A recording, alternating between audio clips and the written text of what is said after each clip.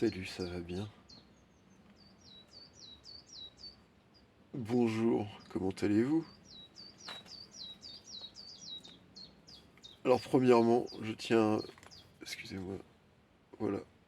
Premièrement, je voudrais inviter tout le monde sur des lives. Enfin, tout le monde, non, seulement les personnes qui ont du temps à perdre. Et vous pourrez assister à des directs d'une extrême mongolerie avec des personnes qui ont déjà un pas dans la folie. Donc faut avoir du temps à perdre, mais c'est assez intéressant. Et puis surtout, il y a une liberté de ton qu'il n'y a plus sur YouTube, chose que nous déplorons tous, alors que sur des lives, on peut diffuser des chansons de Jean-Louis Coste, tenir des propos inqualifiables et tout va bien. Bref, mais en fait, voilà, on s'amuse bien, mais on y apprend des choses. Enfin, on y apprend des choses autant qu'on peut en apprendre sur YouTube en discutant avec des personnes ou en les observant. Et donc hier soir, sur des lives, j'ai appris que, enfin, j'ai eu la malheureuse confirmation, j'ai été caressé dans le sens de mon biais de confirmation, puisque j'ai... Alors cette vidéo, oui, je pense que je vais mettre le titre, s'adresse à, euh, à tous les gens, enfin, enfin, tout ce que j'appelle la communauté des franco-maghrébins sur YouTube. Enfin, je vois pas comment appeler ça autrement, c'est-à-dire que c'est des gens qui sont... C'est des Français qui sont d'origine maghrébine, plus certains maghrébins francophones qui vivent de l'autre côté de la Méditerranée ou qui font l'aller-retour. Enfin bref, toutes des gens qui ont une culture commune et enfin voilà, et qui forment de fait une communauté qui se retrouve pour discuter sur Internet.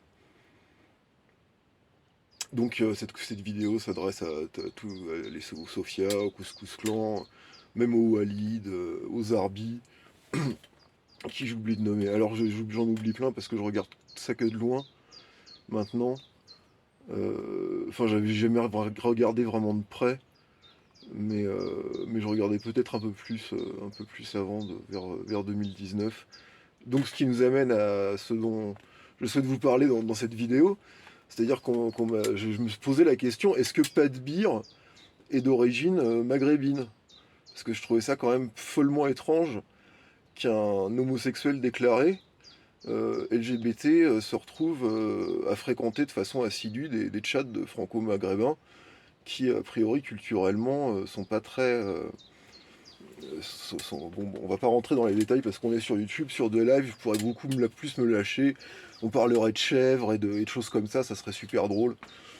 Mais on peut pas le faire ici. Mais toujours est-il que, dans ce qu'on peut dire, en tout cas, c'est qu'il est étrange, enfin je pense qu'il est rationnel de considérer comme étrange qu'un personnage ouvertement homosexuel et de nationalité, enfin et d'origine ethnique totalement française, se retrouve à fréquenter de façon assidue des chats de franco-maghrébins qui, culturellement, sont pas tellement enclins à accepter la, comment dire, le, stos- le, des pratiques LGBT ostentatoires.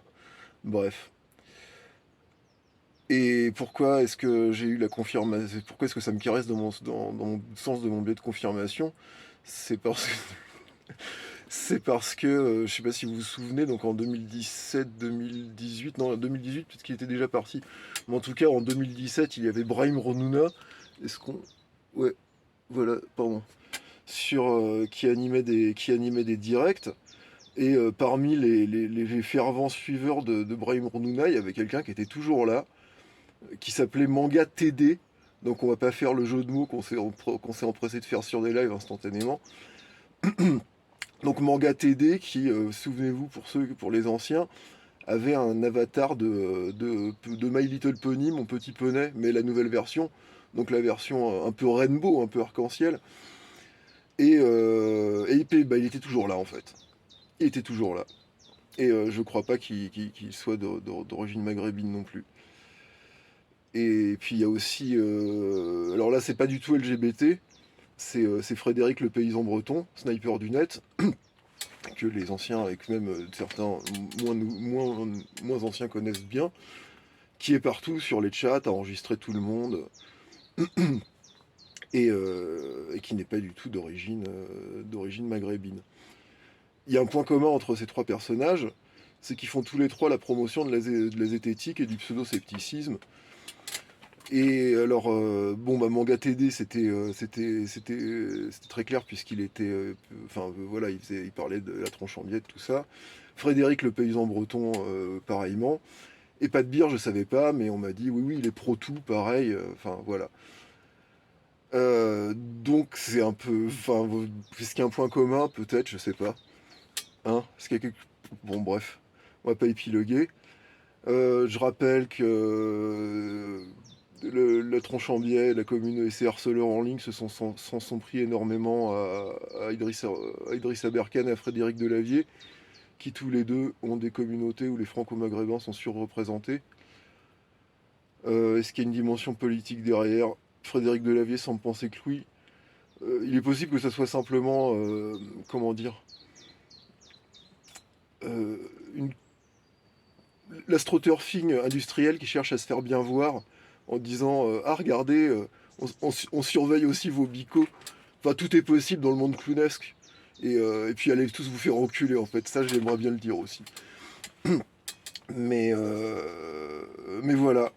Donc en gros, et puis c'était aussi pour dire, bah, faites attention, les gens à qui cette vidéo s'adresse, faites attention aux Mademoiselle Pink et tout ça, parce que c'est très clairement le révélateur X, donc la milice en ligne de la zététique. Donc voilà, enfin bref. Vous savez de quoi je parle. Je sais pas si c'est très clair. On peut faire des lives pour parler de tout ça. D'ailleurs, il faudrait, ça serait bien.